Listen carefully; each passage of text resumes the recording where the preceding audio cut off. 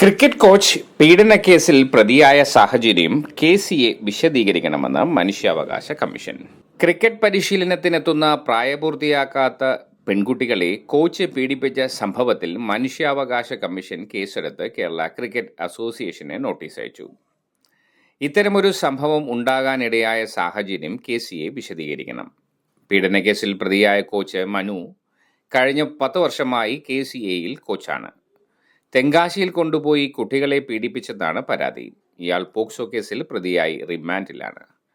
കുട്ടികളുടെ നഗ്നചിത്രം ഇയാൾ പകർത്തിയെന്നും ആരോപണമുണ്ട്. പ്രതീക്ഷയോടെ ക്രിക്കറ്റ് പരിശീലനത്തിനെത്തുന്ന കുട്ടികളെയാണ് ഇയാൾ പീഡിപ്പിക്കുന്നത്. കുട്ടികളും രക്ഷിതാക്കളും സംഭവത്തിന് ശേഷം മാനസിക സമ്മർദ്ദത്തിലാണ്.